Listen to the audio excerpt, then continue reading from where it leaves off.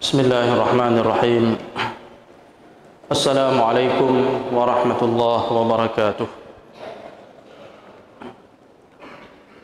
Innal hamdalillah nahmaduhu wa nasta'inuhu wa nastaghfiruh wa na'udzu billahi min shururi anfusina wa min sayyiati a'malina. May yahdihillahu fala mudilla lahu wa may yudlil fala hadiya lahu.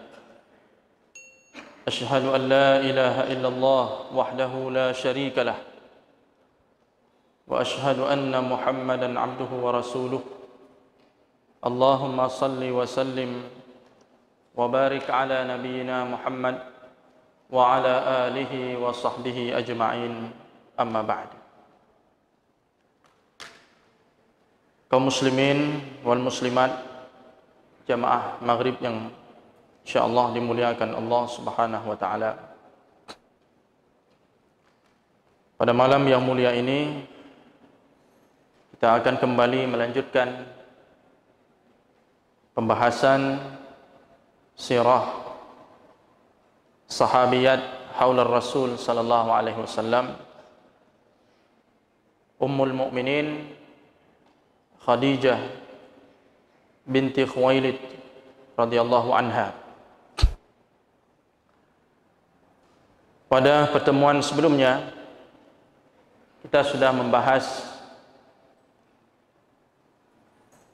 beberapa hadis Nabi sallallahu alaihi wasallam berkenaan dengan fadail, manaqib ataupun keutamaan dari Khadijah radhiyallahu anha, sehingga dengan nas-nas yang pasti tersebut kita sebagai umat yang beriman pada Allah dan Rasulnya dapat memastikan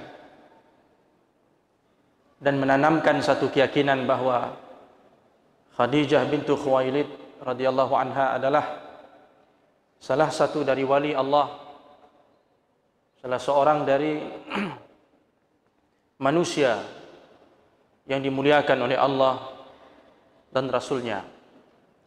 Bahkan berdasarkan hadis-hadis yang ada yang telah dinilai sahih oleh para ulama, bahwa Sayyidah Khadijah ini termasuk wanita-wanita terbaik dunia, termasuk wanita-wanita terbaik yang ada di dalam surga Allah nantinya.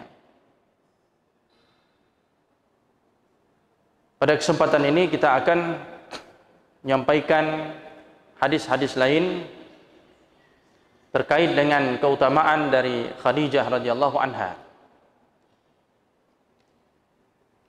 Dalam sebuah hadis sahih dari Abdullah ibn Ja'far, beliau mengatakan, sami'tu Aliyan bil Kufah yaqul, aku mendengar Ali bin Abi Thalib ketika berada di Kufah, beliau pernah mengatakan, qala sallallahu alaihi wasallam, qala Rasulullah sallallahu alaihi wasallam, telah bersabda Nabi sallallahu alaihi wasallam, khairu nisaiha Maryam ibnatu Imran, sebaik-baik wanita dunia dan wanita surga adalah Maryam putri Imran. Wa khairu nisaiha Khadijah, dan sebaik-baik wanita dunia, wanita surga adalah Khadijah. Jadi dalam hadis sahih ini, riwayat Bukhari juga, muncul dua nama yang disebut oleh Nabi sallallahu alaihi wasallam sebagai wanita terbaik dunia, yaitu Maryam ibnatu Imran dan Khadijah radhiyallahu anha. Ditambah lagi dengan hadis yang lain dengan redaksi yang mungkin berbeda tapi maknanya mengarah kepada itu sama. Kemudian dalam sebuah hadis lain, hadis sahih dari Aisyah radhiyallahu anha. Jadi ternyata di antara orang yang paling banyak meriwayatkan tentang keutamaan Khadijah dan Ahlul Bait adalah Aisyah radhiyallahu anha. Seorang Ummul Mukminin yang sering dimusuhi oleh kaum Syiah ternyata adalah orang yang selama ini banyak meriwayatkan keutamaan Ahlul Bait. Termasuk yang meriwayatkan tentang keutamaan Khadijah adalah Aisyah. Padahal kita tahu Aisyah itu cemburu kepada Khadijah, tapi dia meriwayatkan keutamaan Khadijah. Berarti Aisyah itu orang baik, bukan pendengki, bukan hasid, bukan hasud, bukan orang yang hasad ataupun iri. Dialah orang yang meriwayatkan tentang keutamaan Khadijah radhiyallahu anha. Aisyah mengatakan, "Ma ghirtu ala ahadin min nisa'in Nabi sallallahu alaihi wasallam ma ghirtu ala Khadijah." Kecemburuanku yang paling berat dibandingkan dengan istri-istri Nabi yang lain adalah kecemburuanku terhadap Khadijah. Jadi istri-istri Rasulullah yang paling aku cemburui, kata Aisyah, adalah Khadijah. Walaupun antara satu istri dengan istri lain mereka saling cemburu, tapi tidak sampai kepada hasad. Jadi beda antara ghirah dengan hasad. Kata para ulama, kalau ghirah itu seseorang itu khawatir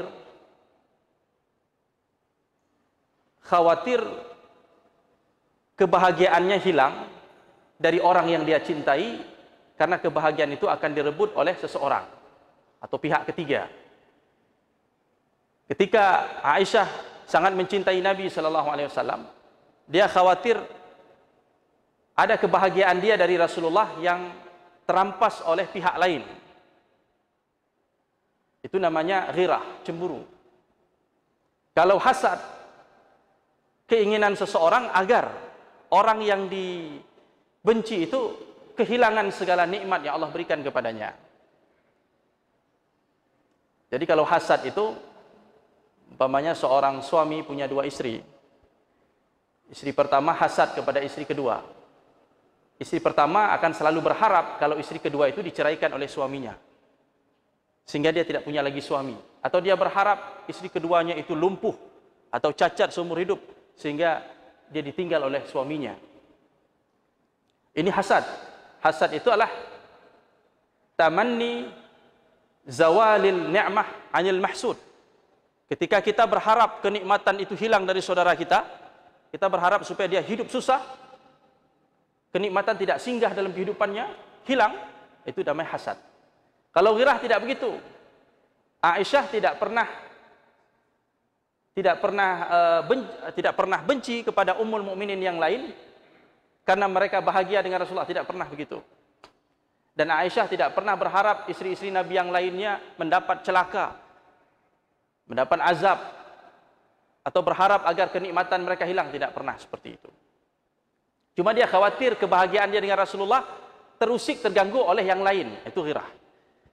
Silahkan yang lain menikmati kebahagiaannya bersama Rasulullah, tidak ada masalah. Yang penting kebahagiaan saya jangan hilang. Itu masih dalam koridor ghirah atau kecemburuan. Itu yang terjadi antara Aisyah dengan ummul mukminin yang lain. Makanya walaupun mereka saling cemburu, tapi mereka bersikap adil, bersikap baik antara sesama mereka. Ketika Sayyidah Aisyah radhiyallahu anha dituduh dalam peristiwa hadisul ifki, dituduh selingkuh dengan seseorang, kemudian tuduhan itu dibesar-besarkan oleh kaum munafikin, Nabi sallallahu alaihi wasallam antara lain bertanya kepada orang-orang dekat dia. Nabi bertanya kepada Zainab bintu Jahshin. Zainab bintu Jahshin ini adalah ummul mukminin, istri Rasulullah, yang terlibat dalam sikap cemburu dengan Aisyah. Aisyah cemburu dengan Zainab, Zainab cemburu dengan Aisyah. Kalau kita melihat kisah tentang istri-istri Rasulullah itu ada dua kubu. Ada kubu Aisyah, ada kubu Zainab. Yang masuk dalam kubu Aisyah itu Hafsah, Saudah, itu masuk kubu Aisyah. Yang masuk dalam kubu Zainab ada istri yang lain, itu ada mereka berkubu, saling cemburu. Ketika Rasulullah bertanya kepada Zainab, apa pendapatmu Zainab tentang Aisyah? Dalam kondisi Aisyah ketika itu dituduh melakukan perbuatan yang tidak baik dengan seseorang. Dan beritanya sudah disebarkan oleh kaum munafikin. Nabi tanya kepada Zainab, karena jawaban dari seorang yang cemburu biasanya lebih objektif.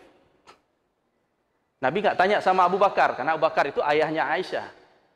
Nabi ingin mendapatkan jawaban yang jujur dari hati nurani, yang adil. Ketika Zainab ditanya tentang Aisyah, Zainab mengatakan, ahmi sam'i wa basari. Saya tidak mau mendengar isu-isu itu. Saya ingin menjaga telinga saya, menjaga penglihatan saya. Artinya dia tidak mau terpengaruh oleh isu-isu yang beredar, yang berkembang itu. Ahmi sam'i wa basari. Saya ingin menjaga telinga saya dari mendengar fitnah-fitnah yang seperti ini. Dan saya ingin menjaga penglihatan saya, ingin menjaga mata saya dari melihat fitnah yang seperti ini. Wallahi ma alimtu illa khairan, kata Zainab. Demi Allah, yang aku ketahui tentang Aisyah selama ini, aku tidak mengetahui kecuali yang baik. Jadi seorang Zainab yang selama ini terlibat cemburu kepada Aisyah, ketika ditanya bagaimana menurutmu Aisyah itu, yang saya tahu dia itu orang baik. Saya tidak mau terpengaruh dengan isu-isu yang beredar, yang berkembang di masyarakat.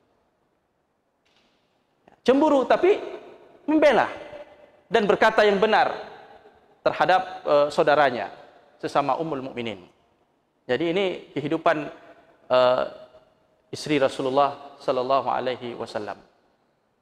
Juga pada saat Aisyah keluar dari Madinah bersama rombongan kaum muslimin, di situ ada Talha, ada Zubair, ada Abdullah bin Zubair, sehingga terjadilah peristiwa perang Jamal. Ketika Aisyah ingin keluar bersama mereka, Ummul Mukminin yang lain semuanya datang menemui Aisyah, meminta agar Aisyah tidak keluar bersama mereka, agar tetap tinggal di Madinah.